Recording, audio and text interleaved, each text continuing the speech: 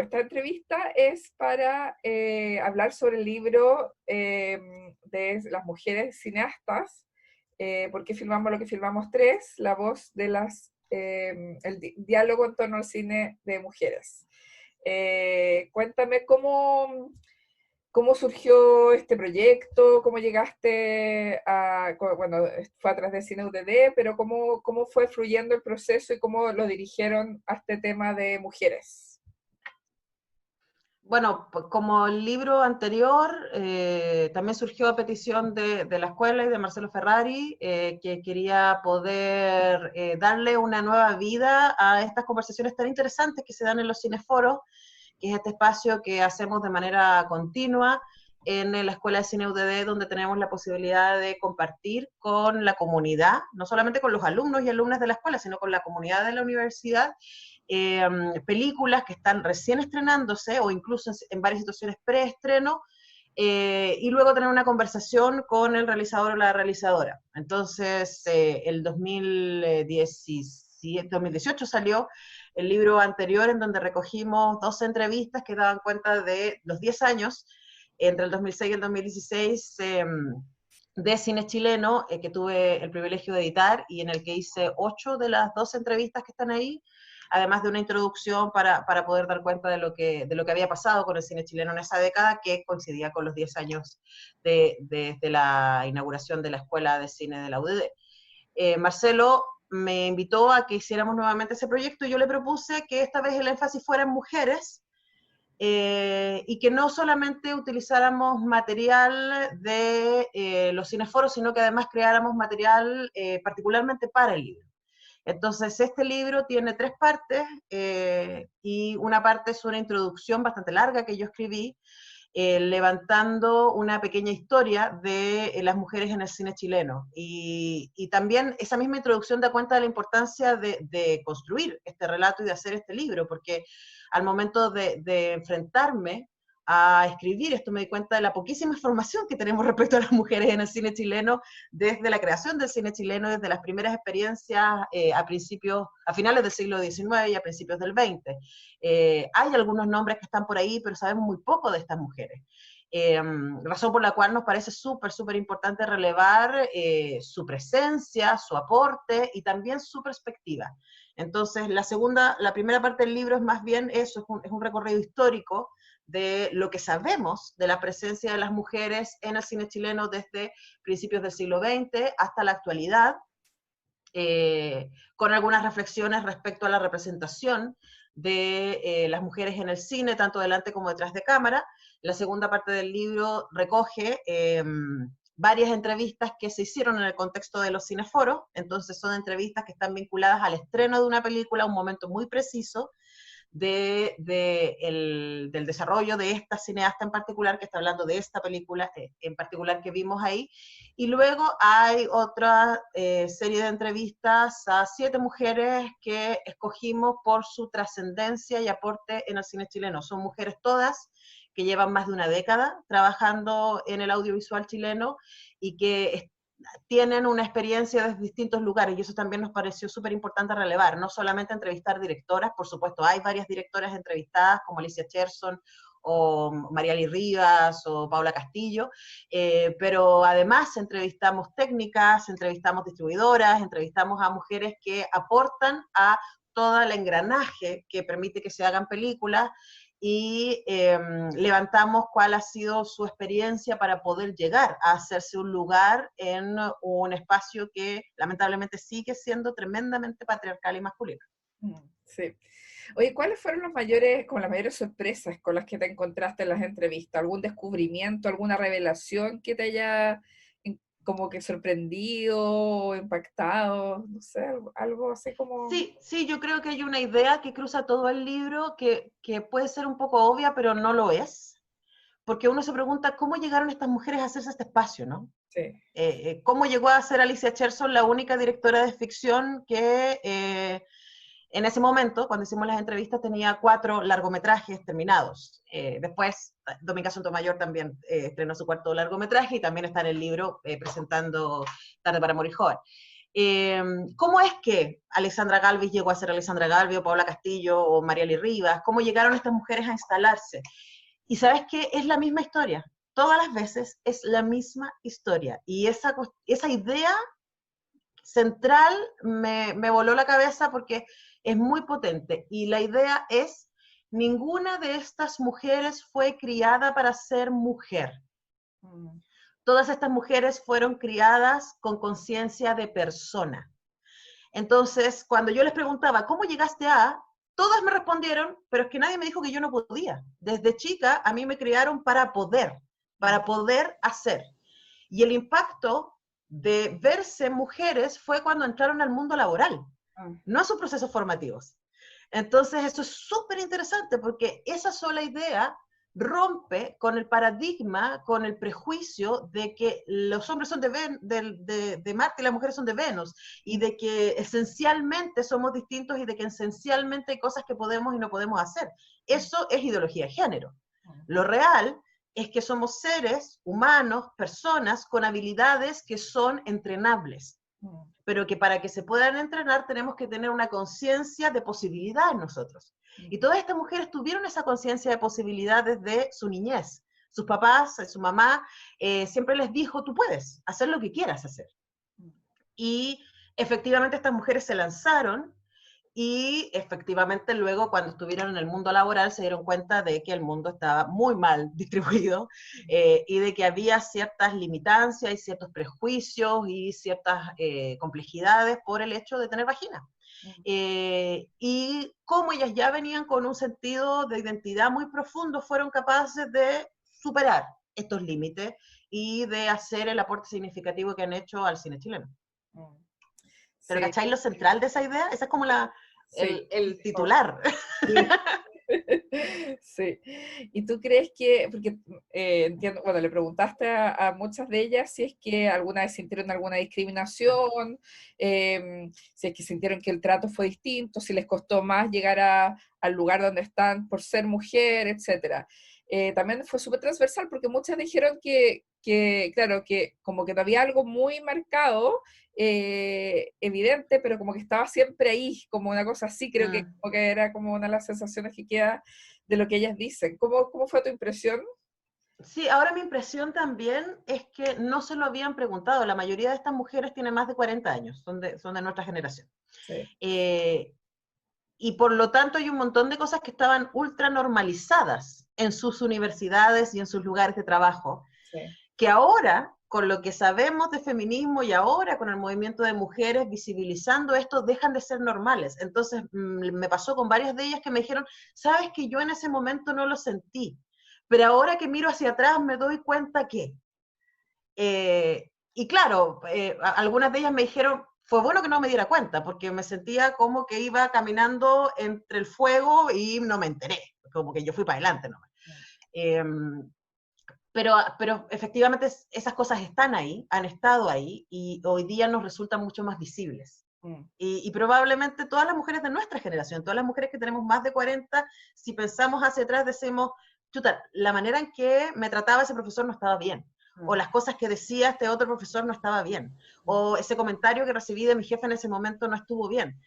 Pero nosotras no fuimos criadas en el mundo en que está siendo criadas hoy día los chicos y chicas, entonces a nosotras nos toca mirar hacia atrás para desnormalizar, que es un poco lo que hicieron estas conversaciones, y de hecho fue muy común en estas conversaciones largas, cada una de ellas duró más de 2 horas, o sea, fueron conversaciones, además, muy fuera de la lógica de entrevista, fueron muchas conversaciones, porque yo a todas ellas además las conozco hace muchos años, y las he entrevistado muchas veces, y hemos tenido espacios de compartir en festivales y en otros contextos muchas veces, entonces fueron conversaciones de mucha confianza, entonces, en donde al final ellas me decían, wow, ahora que lo converso contigo me doy cuenta que...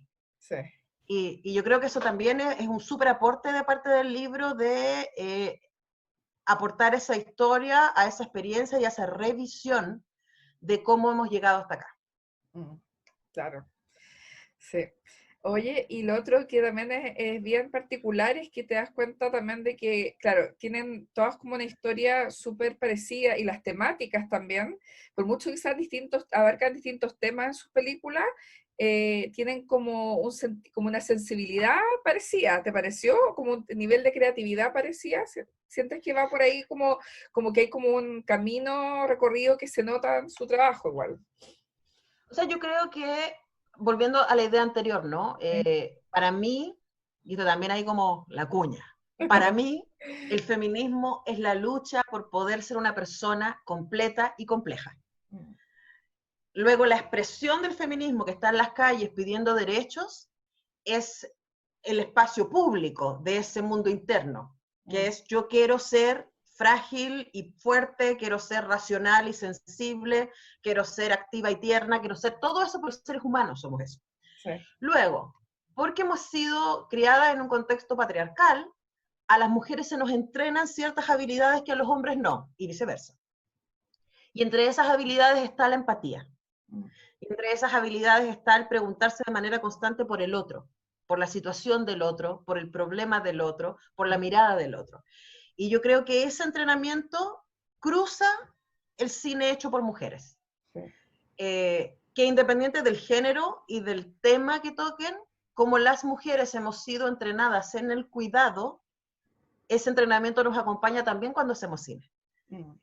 Y tenemos esta manera de acercarnos a las películas. Entonces, y estoy generalizando, porque por supuesto pueden pasar una cosa y otra, ¿no? Pero por ejemplo, en las películas más masculinas, entre comillas, van a pasar muchas cosas afuera, va a haber mucha acción, pero es posible que tengamos poca información respecto al mundo interno de los personajes, a por qué hacen lo que hacen, a qué es lo que los motiva, a cómo se sienten. En el mundo del cine de mujeres uno podría pensar que incluso si hay bastante acción, como no sé, una película como Capitana Marvel o como Wonder Woman, tenemos harto espacio para lo emotivo, tenemos harto espacio para la reflexión, tenemos harto espacio para las motivaciones del personaje. Y yo creo que en las entrevistas de los cineforos, en donde podemos ver estas películas desplegadas, ¿no? Estas 8 películas, podemos darnos cuenta que en su diversidad todas estas películas se hacen preguntas por el acontecer de los personajes. No solamente por lo que hacen, sino por qué son como son. Y eso a mí me parece que es súper, súper, súper valioso. Y por eso necesitamos más películas hechas por mujeres y por otras voces, porque si de algo carece el mundo en este momento y lo necesita más que nunca, es de empatía. Sí. Y de preguntarnos por el otro. Sí. Bueno, tú también eres directora de FemCine, Festival de Cine Mujeres, que este año se va a realizar online. Se va a realizar en marzo, como todos los años, y se tuvo que ahora va a ser en agosto, ¿no es cierto? ¿Online? Sí, del 4 al 9. Ya. Perfecto. Entonces, con tu experiencia del festival, ¿qué opinas del concepto de si existe el cine de mujeres? ¿Existe como una categoría por ser dirigido por mujeres? La película tiene ciertas características. ¿Sientes que se puede encasillar de cierta manera el cine dirigido a mujeres o el cine protagonizado por mujeres o el cine sobre mujeres? ¿Cómo ves esa categorización? O sea, nosotros como festival, porque somos un festival de cine de mujeres, categorizamos en términos instrumentales. Entonces decimos que cine de mujeres son las películas dirigidas por mujeres y las películas que tienen a mujeres como protagonistas. Yeah. Ahora, cuando programamos esta segunda parte, mujeres como protagonistas, además, para FemCine nosotros exigimos que esas películas, que pueden ser dirigidas por hombres también, saquen a las mujeres de los estereotipos clásicos del discurso hegemónico. Entonces, esa sería como la categorización instrumental de qué entendemos por cine de mujeres. Luego, adentro de eso, hay de todo. Porque si algo hemos aprendido en estos 10 años es que las mujeres somos diversas, múltiples, complejas. Entonces, no existe un género, cine de mujeres, como existe western o cine de horror. Porque las mujeres filman western y cine de horror, y de hecho el FemCine lo han ganado películas de western y de cine de horror. Y entonces, ser mujer no es una categoría, ser mujer es una diversidad. Tú y yo somos súper distintas, a pesar de tener, como decía antes, entrenamientos culturales similares. Sí. La manera en que nosotros expresamos esos entrenamientos son súper, súper, súper, súper, súper, súper diversos. Y una de las cosas que quiere levantar el FemCine es dar cuenta de esa diversidad.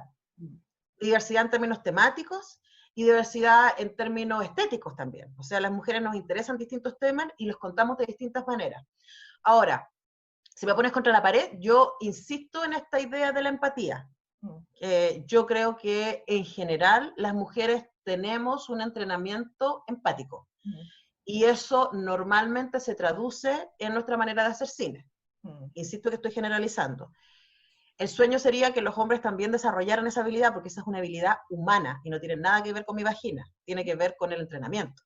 Entonces, mientras más personas sean feministas, más empáticos vamos a ser finalmente, hombres y mujeres, y no binarios también. Entonces, yo creo que eso es, no hay un cine de mujeres como hay un género, hay más bien expresiones de la diversidad de ser mujer. Perfecto. Te quería preguntar sobre, bueno, volviendo al tema del libro y los textos, como hay diversidad también de roles, como explicabas tú también, de que no todas son directoras, algunas son más técnicas, o sea, de distribución, sonido, montaje, etc. ¿En qué área, después de tener esas conversaciones y de revisar los textos, crees que es más duro el mundo para las mujeres? ¿Dirigiendo cine o montando, o haciendo haciendo pega más técnica o pega más administrativa, qué sé yo? ¿Crees que hay algún área que sea como que le dirías a las mujeres no se acerquen a esa área?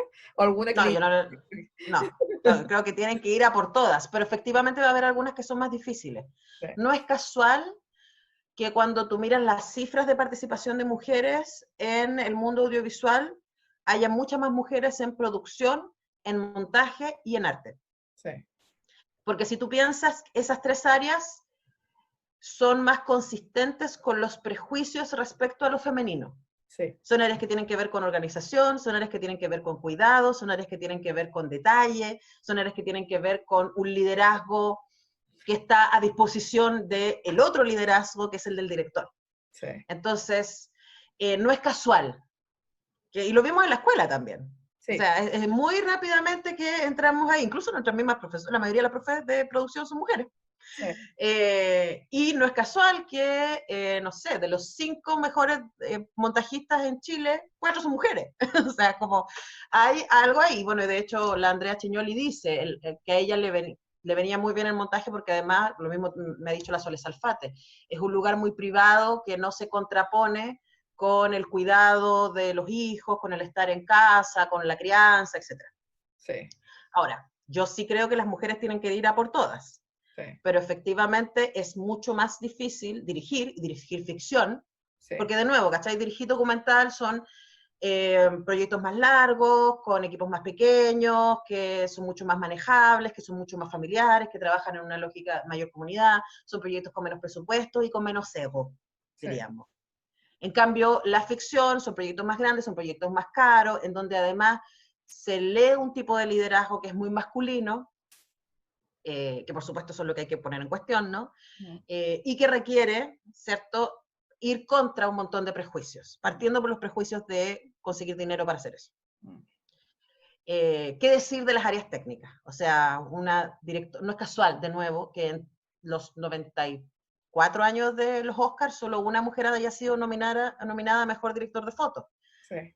O sea, directoras de fotos. No hay ninguna entrevista en directora de fotos porque recién ahora están apareciendo las nuevas generaciones de PES en Chile. O sea, la única mujer de nuestra edad que yo conozco es uruguaya, que ha hecho consistentemente dirección de fotos en Chile. Sí.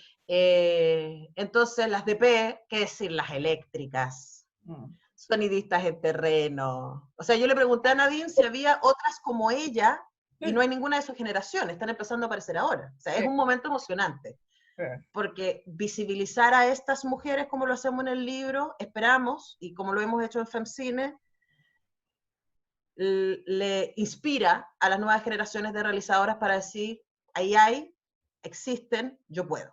Y a mí me parece que ese es un ejercicio súper necesario de hacer, si queremos tener más voces diversas contando historias diversas. sí.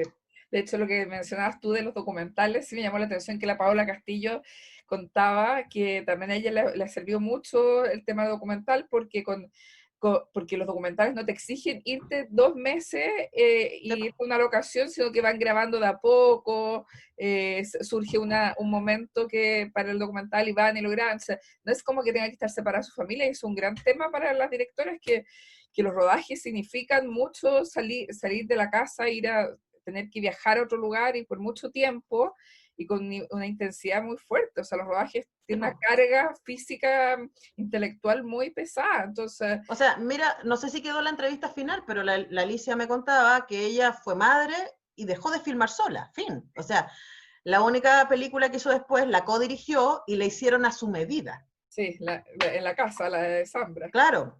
Y me dijo después, cuando esa entrevista se la hice como 3 días antes que tuviera su segundo hijo, y me dijo, yo de aquí no sé cuándo voy a volver a hacer cine.